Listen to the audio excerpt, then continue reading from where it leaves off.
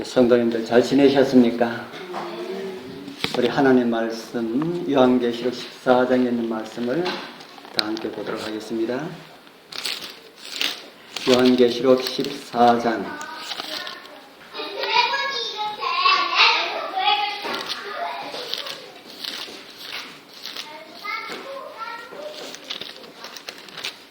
14장 9절부터 있는 말씀, 9절부터 13절까지 있는 말씀을 우리 같이 읽어보겠습니다. 또 다른 천사, 시작.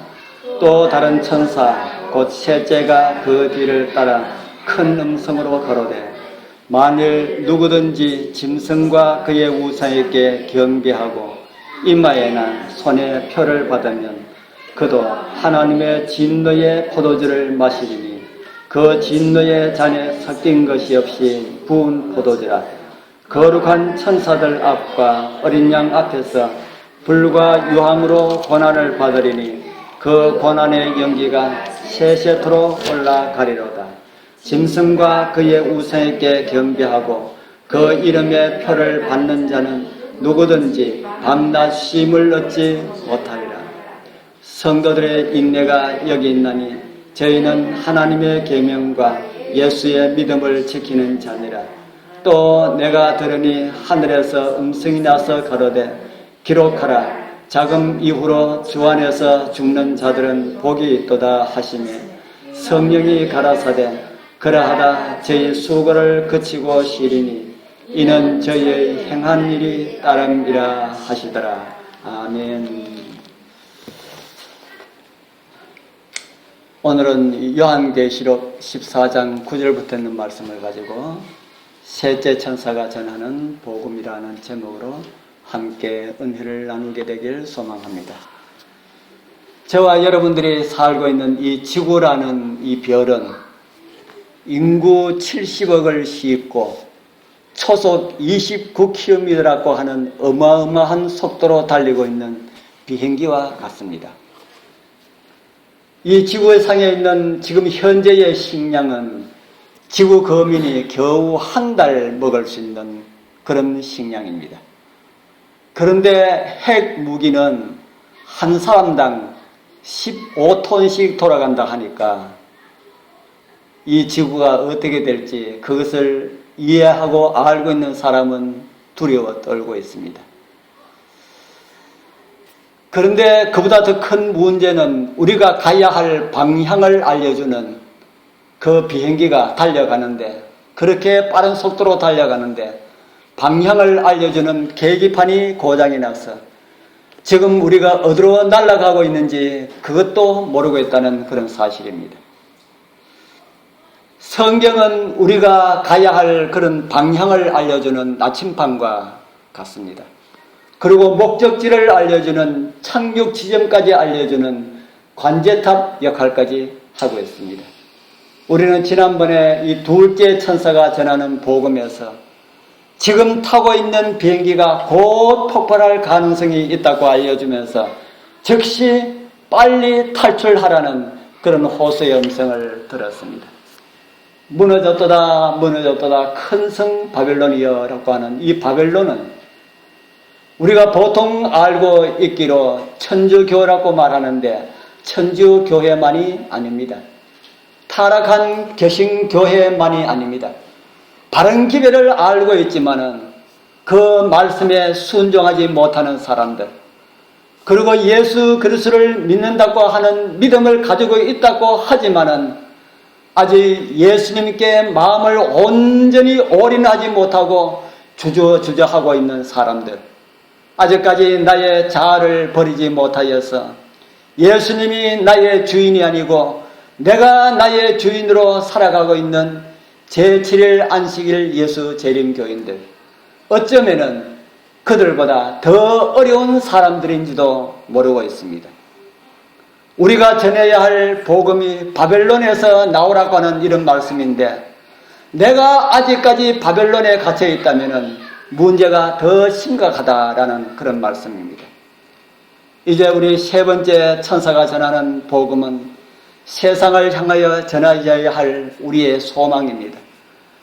이 귀한 복음의 말씀을 다른 사람보다 먼저 나 자신에게 적용을 하여서 정말 성경이 말하는 하나님의 계명과 예수 그리스도의 믿음을 지키는 자들로서 우리 모두가 그렇게 바르게 서게 되길 바랍니다. 셋째 천사가 전하는 복음 이 첫 번째 우리에게 전해주는 말씀은 짐승과 그의 우상에게 경배하지 말라라는 이런 말씀입니다. 우리 요한계시록 아까 우리 읽은 14장 9절에서 10절에 보면은 또 다른 천사 곧 첫째가 그 뒤를 따라 큰 음성으로 가로되 만일 누구든지 짐승과 그의 우상에게 경배하고 이마에나 손에 표를 받으면 그도 하나님의 진노의 포도주를 마시리니 만약 말씀을 듣지 아니하고 경배하게 된다면 어떻게 될 것이라는 말씀입니까? 하나님의 무엇을 받게 될 것이랄까요? 하나님의 진노의 포도주를 마시리니 라고 말씀을 하고 있습니다. 우리가 요한계시록을 자세히 읽어보면 13장과 14장은 경배에 대한 내용이 참 많이 나오는 그런 성경절이다 하는 이런 생각이 많이 듭니다.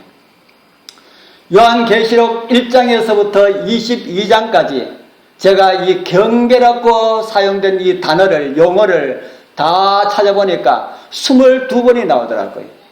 요한계시록 1장부터 22장까지의 하나님을 경배하라 아니면 경배 못하게 하더라 라는 이런 경배에 관한 경배라는 말이 몇 번 나온다고요? 22번. 한 장에 몇 번 나오는 꼴입니까? 한 장에 한 번 나오는 꼴입니다. 요한계시록은 1장부터 22장까지 있는데 경배라는 말이 22번 나오니까 한 장에 한 번 꼴 나온다. 그런데 요한계시록 13장과 14장에 경배라는 말이 몇 번 나올까요? 제가 이렇게 질문 드리는 것은 13장과 14장에 경배라는 말이 적게 나오기 때문에 질문을 드릴까요? 많이 나오기 때문에 질문을 드릴까요? 예, 많이 나온다는 이런 의미로 제가 그런 질문을 드립니다. 14장에 경배라는 용어가 3번 나오고요. 우리 요한계시록 전체에 비하면 약 3배나 많이 나온다는 말입니다. 3번밖에 아니라 할지라도. 그리고 13장에는 5번 나옵니다. 그러니까 13장과 14장에 전부 다 합해가지고 몇 번 나온다는 말입니까? 8번 나오고 있다. 요한계시록 전체에 몇 번 나온다고 그랬습니까? 전체에 22번 나오는데 13장과 14장에 8번이나 나오니까 많이 나오는 편입니까? 많이 나오는 편입니다. 총 8번 나오는 말씀 중에 8번 가운데 하나님을 경배하라 라는 말씀은 한 말씀 나옵니다. 13장과 14장에서 경배라는 말이 그렇게 많이 나오는데 하나님을 경배하라 라는 말은 몇 번 나온다고요? 한 번 나옵니다. 한 번. 그리고 짐승을 경배하지 말라라고 하는 경고의 말씀이 2번 나오고요. 그리고 그 나머지는 어떤 내용이었습니까? 그 나머지는 어떤 내용일까요? 하나님을 경배하라는 말씀이 한 번 나오고 짐승을 경배하지 말라는 말씀이 2번 나오는데 그 나머지 5번은 어떤 내용일까? 어떤 내용일까라는 생각이 듭니까? 하나님을 경배하라는 말도 아니고 짐승을 경배하지 말라는 말도 아니라면은 나머지 5번은 어떤 말씀일까? 생각해 보면 뻔합니다. 짐승을 경배하라라는 말이 몇 번 나온다고요? 요한계시록 13장과 14장에 5번이나 나오고 있다. 2장 중에 특히 13장에서는 짐승을 경배하는 내용과 관련된 말씀이 아주 많이 나오고 있습니다. 7번이나 나오고 있다. 13장에서 짐승을 경배하라는 이런 말씀이 7번 나오고 있다. 이런 내용은 짐승이 경배를 받으려고 얼마나 많은 활동을 하고 있다는 것을 생각하게끔 하는 그런 말씀이다 하는 겁니다. 사람이 하나님을 경배하는 것 당연합니까? 사람이 하나님을 경배하는 것 당연한 것입니까? 그거는 당연합니다. 많은 설명이 필요가 없습니다. 그렇기 때문에 성경에는 그렇게 많은 말씀을 들어서 하나님을 경배하라 하지 않아도 그것이 당연하다 하는 겁니다. 그런데 사단을 경배하는 것은 당연합니까? 해서는 안 되는 겁니까? 해서는 안 되는 거지요.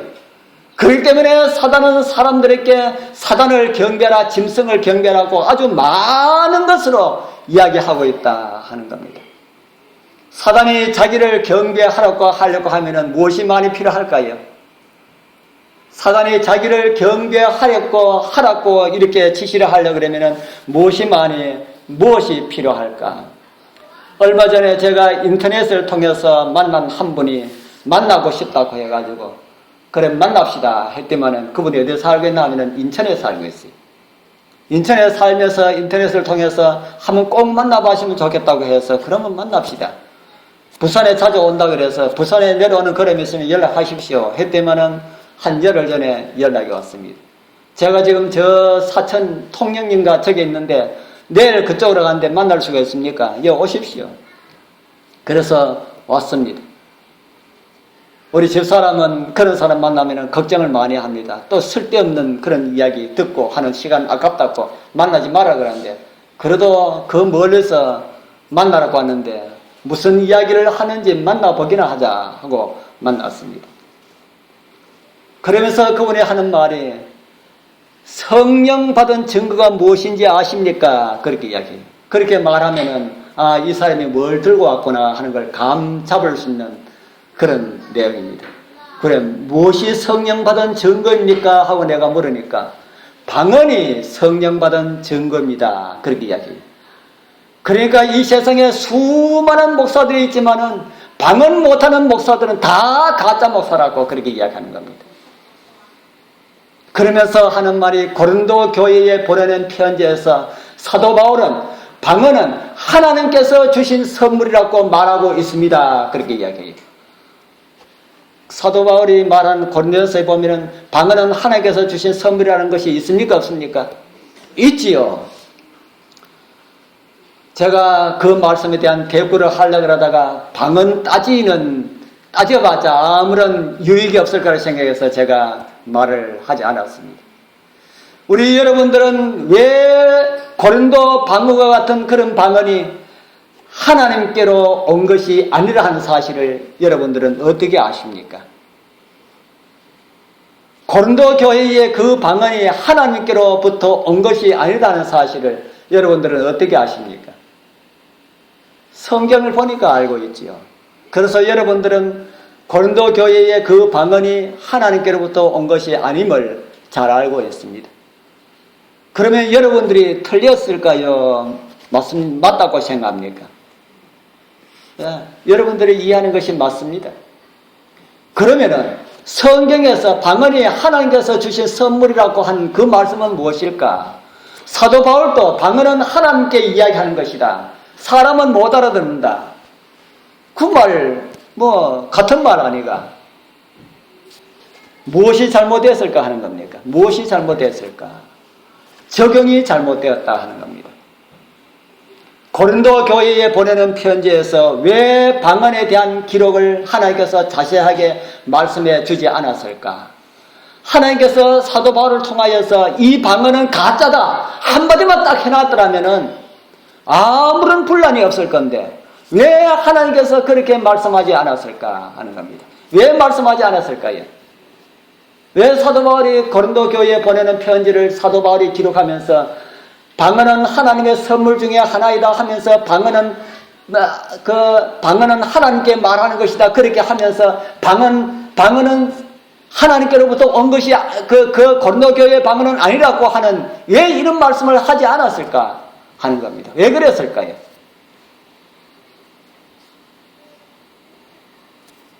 여러분들은 사도 바울이 고린도 교회의 방언에 대한 고린도 교회의 그 방언이 잘못된 방언이라는 사실을 잘 알고 있습니다.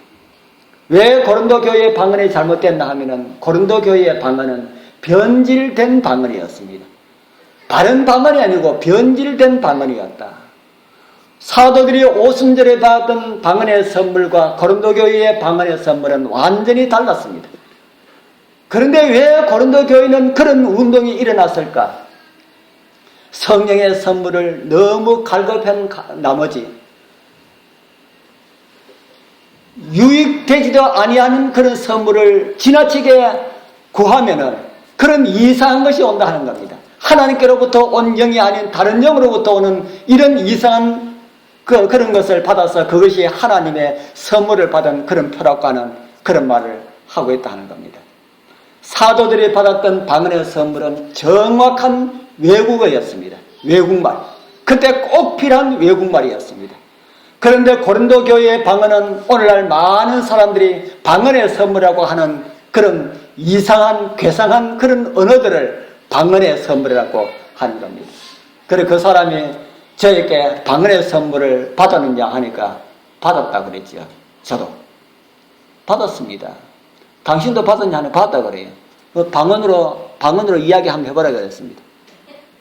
그러니까 무릎을 꿇더니만은 기도를 하는데 뭐 랄랄랄랄랄 하고 이런 걸 또 하죠. 하고 난 다음에 그거 무슨 말이냐 하니까 하나님께서 어쩌고 그렇게 이야기해요. 내가 들으니 그거 아닌데 내가 들으니 그거 아닌데 하니까 내가 틀렸다는 겁니다.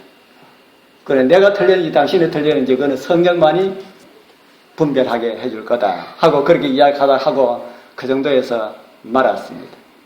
왜 사도 바울이 변질된 방언이라고 한마디도 언급하지 않았을까?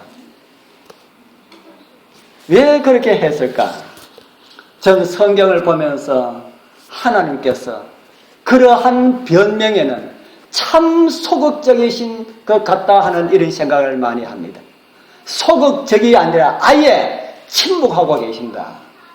아예 침묵하고 계십니다. 그러나 당신의 희생에 있어서는 아주 적극적입니다.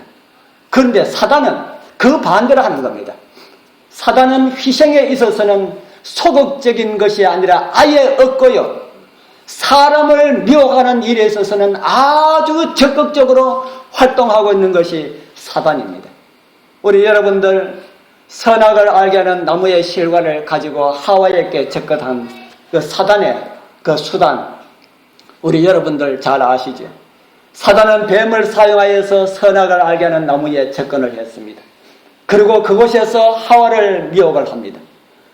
사단이 선악을 알게 하는 나무에서 하와를 미혹하는 그 사실을 하나님께서 아셨을까요? 모르셨을까요? 아셨으면 왜 그냥 뒀어요? 왜 그냥 두셨을까? 하나님께서 잠깐 자리를 비운 사이에 사단이 하와를 미혹한 게 아닐까요? 어떻게 생각합니까? 하나님께서 잠깐 자리를 비운 사이에 사단이 하와를 미혹했을까? 아니면 하나님께서 그거 다 보고 계셨을까요?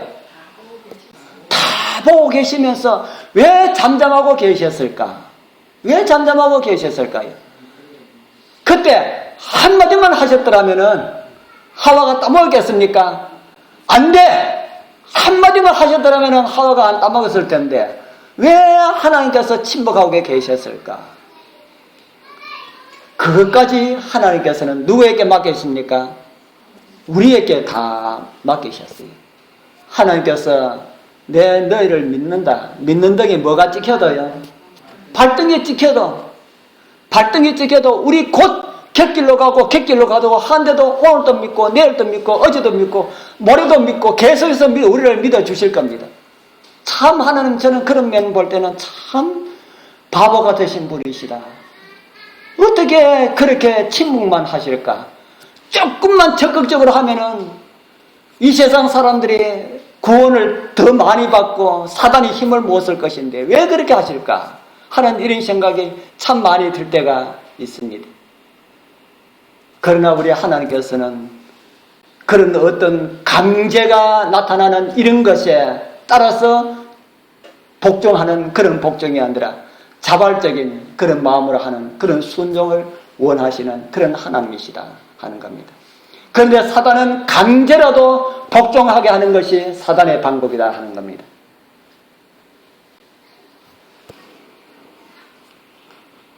우리 성경 말씀을 읽어보면 알 수가 있지만 잘 받아들이지 않은 사람들을 위해서 이 고린도가 했던 그런 방언들 사단에게서 온 것이라고 우리 사도 바울이 한 말씀을 했다면 오늘날 이 방언에 속아 넘어가는 사람이 없을 텐데 하는 이런 생각이 참 많이 듭니다. 그러나 우리 재림교회에서는 방언이 시끄럽지 않습니다.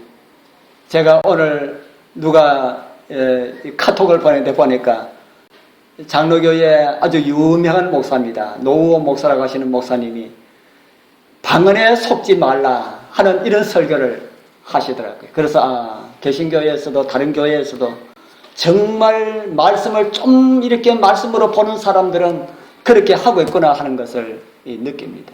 누가 보더라도 그 방언하는 거 보면은 자신이 기도 쭉 해나가고 한 시간 정도 한마디 두마디 했는 거는 압니다. 한 시간 정도 쭉 해놓고 난 다음에 제일 먼저 무슨 기도를 드렸나 그러면은 무슨 기도 드렸는지 하나도 몰라요. 똑같은 말 한번 해보라 그러면 그 말도 무슨 말인지 모릅니다. 그런 걸 어떻게 성령의 선물이라고 그렇게 믿고 그러겠는가 하는 것이지요. 성경에 명확한 이런 말씀이 기록되어 있다 하더라도 받지 않을 그런 사람들이 많이 있을 것을 하나님께서는 아셨다는 겁니다.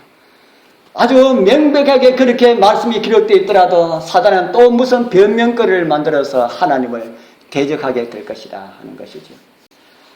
그리고 그것이 하나님을 섬기는 예라고 하게 될 것이다 하는 겁니다. 이제 경배에 있어서도 사단의 그런 모습이 나타났다는 겁니다. 이제 요한계시록 13장과 14장에 사단이 어떻게 자기를 경배하라고 하는지 그런 용어가 기록되는지 살펴보도록 하겠습니다. 13장 4절에 한 절에 두 번 기록된 말씀입니다. 용과 짐승을 경배하라는 이런 내용이 나오겠죠. 13장 8절에는 생명책에 기록되지 않은 자들은 다 짐승에게 경배하리라는 이런 말씀이 나오고 있고요. 13장 15절에는 사단의 이 경배의 크기에 이르는 이런 내용입니다. 어린 양의 생명책에 그 땅과 땅에 가는 모든 자들로 처음 짐승에게 경배하게 한다라는 이런 내용이지요. 그리고 13장 15절에는 경배하지 아니하는 자들은 사단에게 경배하지 아니하는 자들은 다 죽이게 하더라는 이런 말씀이 있습니다. 그리고 14장에 봅니다.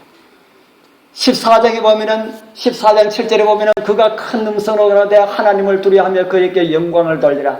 이는 그의 심판하실 시간이 이르니 하늘과 땅과 바다와 물들의 근원을 이룬 만드신 이를 경배하라 하더라. 하나님은 경배해야 할 그런 분명한 목적을 우리에게 제시를 해주고 경배하라 합니다. 그 이유가 뭡니까?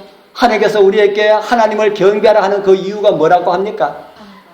예, 이 세상을 다 창조했기 때문에 세상만 창조했습니까? 또 누구도 창조했습니까? 우리도 창조했기 때문에 하나님을 경배하는 것은 당연하다. 그러면서 경배하라고 합니다. 그런데 사단이 경배하라고 하는 것은 그렇지 않지요. 하나님께서는 창조를 근거로 해서 창조주를 경배하라고 그렇게 하십니다. 경배하지 않은 자들에게 어떤 불이익에 대한 말씀도 여기에 기록되지 않고 있습니다. 그러나 그 다음에 말씀해 보면은 짐승의 표를 받은 사람들은, 다른 말로 하면은 짐승을 경배하지 않는 자들은 어떻게 한다 그럽니까? 예, 우리가 그 전에 찾아본 그런 말씀이죠. 요한계시록 14장 9절에서 11절에 보면은 짐승과 그의 우상에게 경배하고 이마이나 손에 표를 받으면은 하나님의 진노의 포도주를 마시리니, 이렇게 말씀을 하고 계십니다. 지금까지 우리 주님은 많은 침묵으로 일관하셨는데 그 이유는 숭배자들의 피를 통하여서 또 구원받을 다른 사람들이 있기 때문에 하나님 백성들이 박해를 받고 핍박을 받고 그래해도 그들은 내버려 두셨다 하는 겁니다.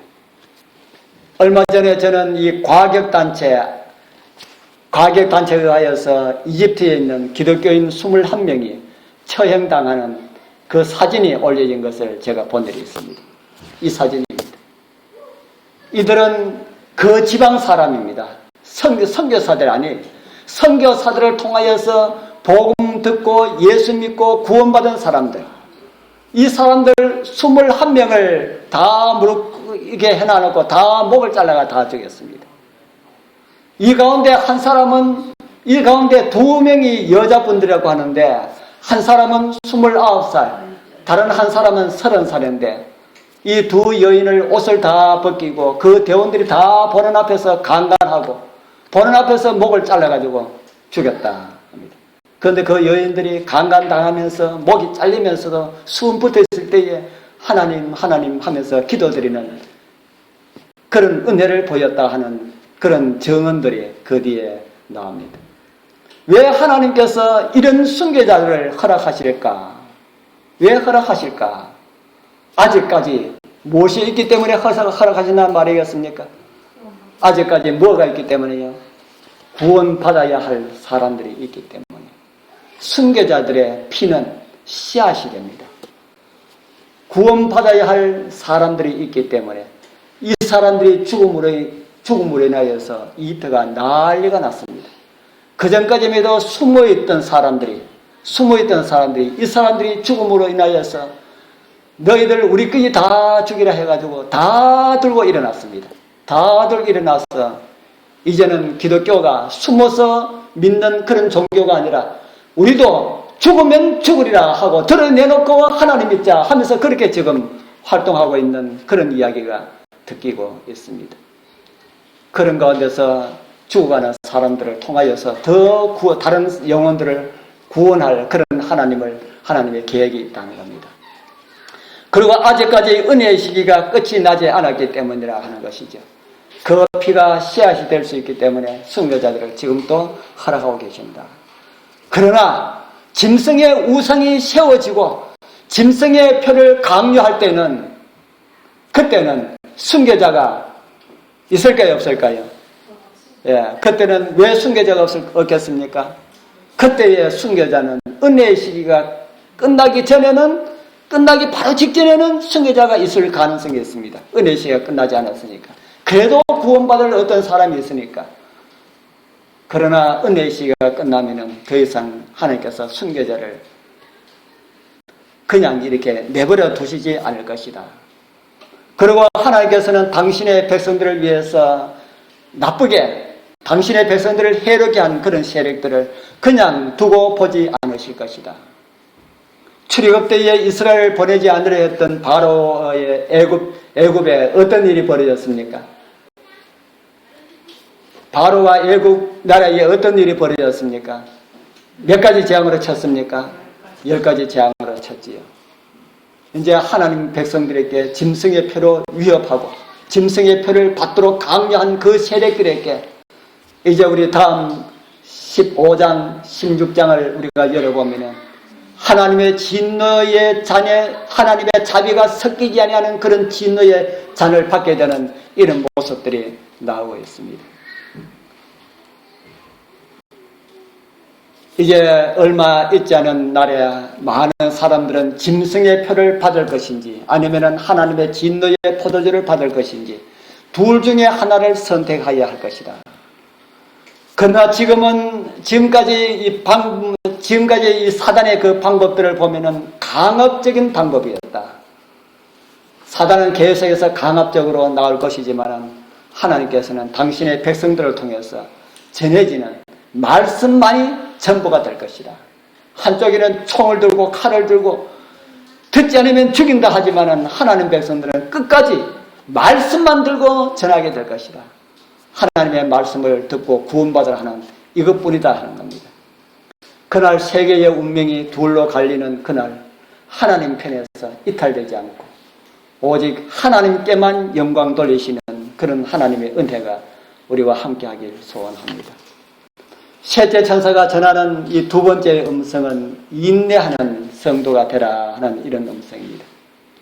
요한계시록 14장 12절에 보면은 우리 같이 읽어볼까요? 성도들의 시작. 성도들의 인내가 여기 있나니 저희는 하나님의 계명과 예수 믿음을 지키는 자니라. 셋째 천사가 전하는 복음 두 번째 단락에서 성도들의 특징 세 가지를 우리에게 보여주고 있습니다. 그 첫 번째가 인내입니다. 인내. 인내는 뭐한 것이 인내입니까? 예. 셋째 천사가 전하는 이 복음 시대에 살고 있는 사람들은 정말 인내심이 있는 그런 백성들이 되어야 한다. 그들에게는 짐승의 우상이 세워지는 것을 보고 그것을 경배하라는 강요를 받고 그것을 거절하면은 뭘 못하게 된다 그랬습니까? 매매를 못하게 하는 그 생활 전반의 모든 것을 박탈당하는 이런 위기를 경험할 수가 있다. 바로 그럴 때 뭐 하라는 말입니까? 그럴 때에 인내하라 하는 그런 말씀이죠. 그날 그 어려운 때에 인내하는 백성이 되기 위하여서 지금 우리는 어떻게 하면 될까요? 그 어려운 시기에 인내하는 백성이 되기 위하여서 지금 우리는 어떻게 해야 할까? 지금 우리는 인내를 연습해야 됩니다. 인내를 연습하자. 오늘 인내하는 백성들은 그날 또 인내할 수가 있지만은 오늘 인내할 수가 없다면은 그날 또 뭐 할 수가 있겠습니까? 인내할 수가 없습니다. 나는 안 그래. 나는 지금 인내 못해도 그때는 인내할 수가 있어. 우리 다 그런 마음을 다 가지고 있습니다. 왜냐하면 하나님께서 그 모든 일들이 다 이루어지는 것을 보면 왜 내가 못하겠느냐. 그때는 꼭 할 수가 있어. 그래 하는데 마음에 화인 맞은 사람들은 방주에 문이 활짝 열리고 짐승이 들어가고 공중에 새들이 날아가는 거 보고도 들어갔습니까? 안 들어갔습니까? 안 들어갔습니다. 마지막 때도 똑같은 현상이 일어날 것이라는 겁니다.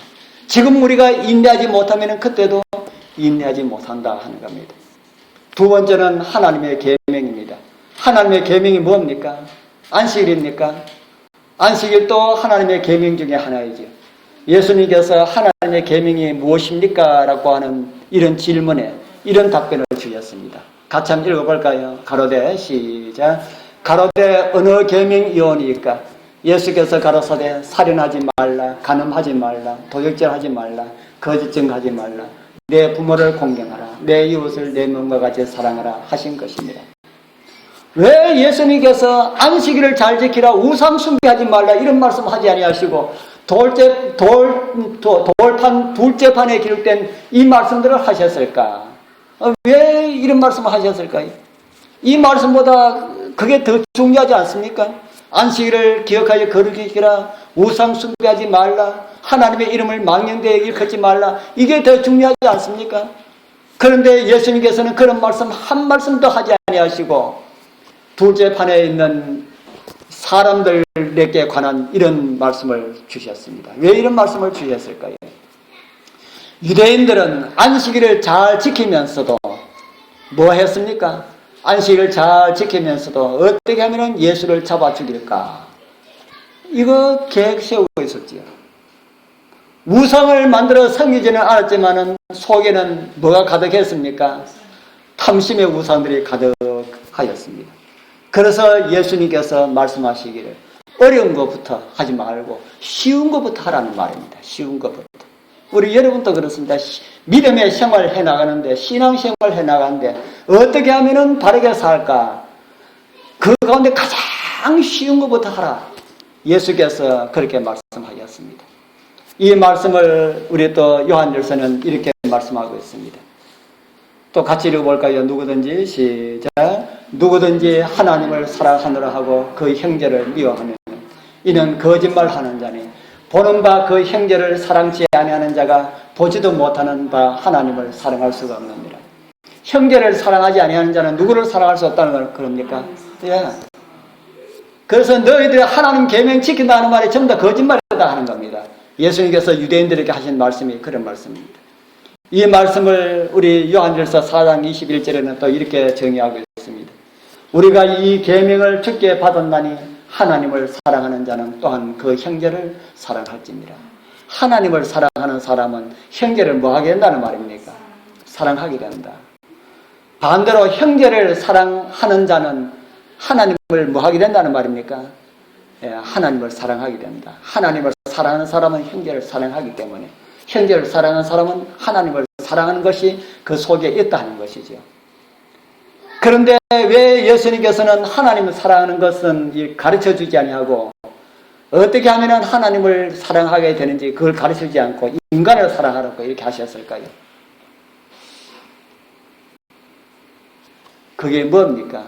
그게 하나님 사랑과 인간의 사랑이 어떻다는 말입니까? 같이 나간다는 말이죠. 같이. 하나님을 사랑하는 사람은 인간을 사랑하게 되고 인간을 사랑하는 사람은 하나님을 사랑하게 된다는 이런 사실을 주님께서 우리에게 가르쳐주고 있습니다. 그리고 세 번째 말씀하신 큰 것은 예수님의 믿음입니다. 남은 자들의 특징인 예수님의 믿음은 무엇일까? 예수의 믿음은 무엇일까? 어떤 분들은 예수님께서 가지셨던 그런 믿음이다라고 그렇게 해석하시는 분들이 있습니다. 저도 그 말씀에 동의를 합니다. 십자가에서 앞이 보이지 않는 어두운 터널을 통과하실 때에 부활의 그 아침을 믿음으로 보실 수가 있으셨다. 이게 누구의 해석인가 하면은 우리 정집사의 해석입니다. 그래서 저는 그 이야기 듣고 참 그렇다. 제가 참 그렇다고 그렇게 생각했습니다. 예수님께서 그런 믿음으로 통과하신 것처럼 우리도 앞에 보이지 않을 때에 예수의 믿음으로 통과해야 한다. 그렇게 이야기를 하더라고요. 저 그 말씀 진짜 맞다고 생각합니다. 또 어떤 분들은 예수의 믿음을 해석을 할 때에 예수님을 믿는 믿음을 가져야 한다. 그렇게 해석합니다. 그 말씀도 맞는 말씀입니까? 그 말씀도 맞는 말씀이에요. 우리의 믿음의 대상은 오직 예수 그리스도밖에 없으니 믿음으로 살았던 우리 모든 믿음의 선배들처럼 그리고 순교자들의 신앙을 본받아서 그런 삶을 살아야 한다 하고 그렇게 이해를 합니다. 지금 말씀드린 이 예수의 믿음은 그와 같은 그런 의미들이 다 포함되어 있습니다. 그런데 우리는 좀 더 깊이 볼 필요가 있습니다. 우리는 요한계시록을 읽어보면 하나의 큰 주제가 요한계시록 1장부터 쭉 흐르고 있는 것을 보게 됩니다. 요한계시록 1장에 있는 말씀을 하나 보겠습니다. 요한계시록 1장 9절에 보면은 나 요한은 너희 형제요 예수의 환난과 나라의 참음에 동참하는 자라. 하나님의 말씀과 예수의 증거를 인하여 반모하는 섬에 있더니 이곳에는 요한이 반모섬에 있게 된 배경을 말씀하고 있습니다. 무엇 때문에 그곳이 있게 되었다고 합니까? 하나님의 말씀과 예수의 증거로 인하여서. 아까 요한계시록 14장 12절에는 하나님의 계명과 예수의 뭐라고 그랬습니까? 예수의 믿음을 가진 자다. 여기는 하나님의 말씀과 예수의 증거라 이렇게 이야기합니다. 또 우리가 잘 아는 요한계시록 12장 17절에도 그런 말씀이 있습니다. 하나님의 계명과 뭐가 나옵니까? 예수의 증거, 예수의 증거. 이 환난에 대해서 말하면서 하나님의 계명과 예수의 증거를 가진 사람들에 대해서 말씀을 하고 있습니다. 사도 요한이 반모섬에 간 그 배경이 하나님의 계명과 예수의 증거 때문에 반모섬에 갔습니다.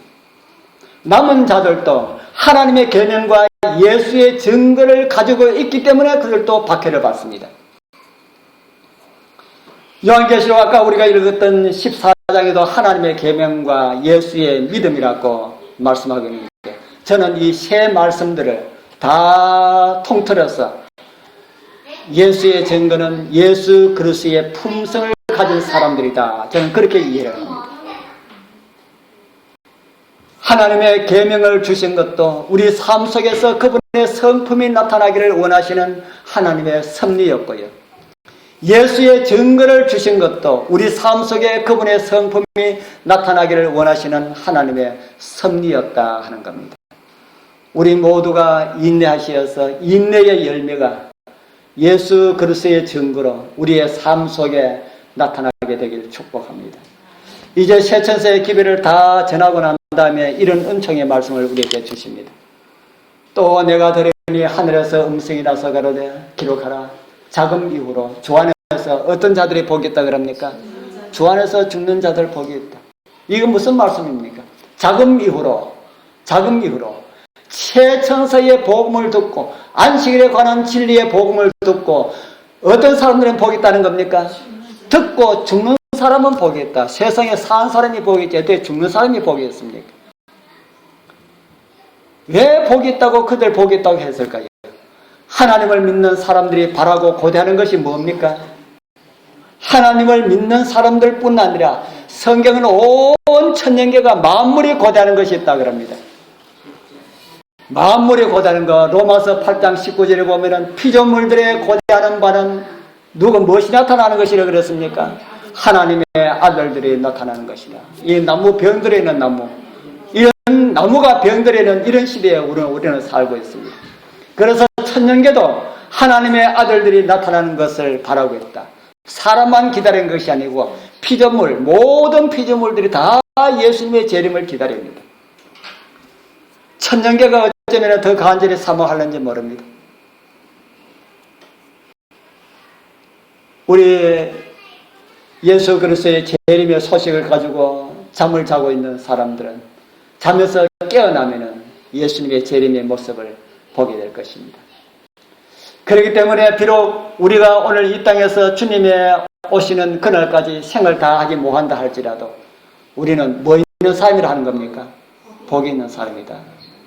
지난 화요일 날 우리 합회 목사님이 김천의 한 지사님이 갑자기 다쳐서 뇌 수술을 하는데 위독하다고 해서 우리 화요일 저녁에 다 우리 기도드렸습니다. 어떻게 되셨냐 했더니 돌아가셨어요 그러더라고요. 돌아가셔서 벌써 장례를 지냈습니다 하더라고요. 그래도 참 복이 있으신 분이시다. 왜 복이 있습니까? 자금 이후로 1844년 이후 세천세의 기별을 듣고 죽은 사람들은 특별 부활에 일어나서 주의 오시는 모습을 보게 되니까 얼마나 복이 있는가. 마지막 때까지 살아있는 사람보다 어쩌면 더 복이 있지 않을까 하는 생각이 듭니다. 마지막 때까지 살아있는 사람은 뭘 경험합니까?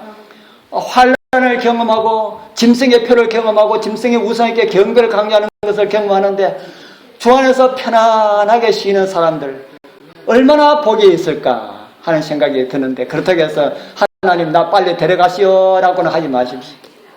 예. 언제 죽어도 그리스도인들은 언제 죽어도 복이 있다. 이유는 주님의 오심이 진짜 가깝기 때문에 그렇다 하는 겁니다. 그리고 그 다음 말씀에는 두 추수에 대한 말씀이 나오고 있습니다. 우리 시간이 가기 때문에 제가 읽어보지는 않겠습니다. 먼저 추수는 곡식 추수이고요. 뒤에는 어떤 추수가 또 나옵니까? 포도즙의 추수입니다. 곡식 추수는 뭘 상징하는 겁니까? 곡식 추수는 재림을 기다리는 성도를 위한 추수로 상징하고 있고 포도는 악인들의 심판을 가리키는 추수입니다. 지금은 포도즙 만들기 참 좋지요. 진공으로 딱 넣으니까 그냥 포도즙이 봉지에 넣어가 딱 떨어지니까 얼마나 좋습니까? 그래서 포도즙 만드는 사람이 많이 없는 모양입니다. 그러나 얼마 전까지만 해도 우리는 다 재래식 방법으로 포도즙을 만들었죠. 포도를 일일이 따서 씻어가지고 그것을 삶아가지고 짜고 병에 넣고 이렇게 했지 않습니까? 옛날에는 다 그런 방법으로 포도즙을 했습니다. 옛날에는 대량으로 포도농사 짓는 사람은 또 그렇게 짜고 이렇게 그게 안 돼가지고 포도를 처음부터 따가지고 큰 창고에 넣어가지고 사람이 맨발로 들어가서 밟았습니다. 그거 막 밟으면 포도가 어떻게 됩니까? 막 터지잖아요. 그래서 그 포도의 추수를 하나님의 심판으로 상징을 했습니다. 하나님의 심판 때 포도가 어떻게 된다는 말입니까? 다 밟혀가지고 어떻게 돼요? 다 터진다. 그래서 하나님의 심판으로 상징하기도 했고 예수님의 십자가의 고난을 상징하는 말로도 쓰이기도 했습니다. 마지막 때에 악인들을 심판하는 이것을 포도추수로 상징하는 거 아주 적절한 그런 상징이다 하는 생각이 듭니다. 우리 여러분들은 포도즙 틀에 들어가야 되겠습니까? 알곡으로 곡간에 들어가야 되겠습니까? 어디에 들어가야 될까요? 우리는 곡식 추수로 하늘 곡간에 다 참여하게 되길 바랍니다. 그러려면 우리가 적당한 수분을 우리가 개수에서 공급받아야 되고 영양소도 공급받아야 되고 적당한 햇빛도 다 공급받아야 됩니다. 그 중에 하나도 나는 실수하면은 곡식 안 되고 뭐가 됩니까? 쭉쭉이 되가 다 날아가 버립니다. 그것은 믿음의 결과인 하나님의 말씀의 순종으로만 이루어집니다. 믿음의 결과가 순종으로 나타나죠. 주님 오시는 그 영광의 날 우리 사랑하는 사람들과 함께 우리 이웃들과 함께 우리 사랑하는 우리 성도님들과 함께 꼭 우리 주님 앞에 인도함을 받아서 기쁨으로 주님을 영접하게 되길 축복합니다.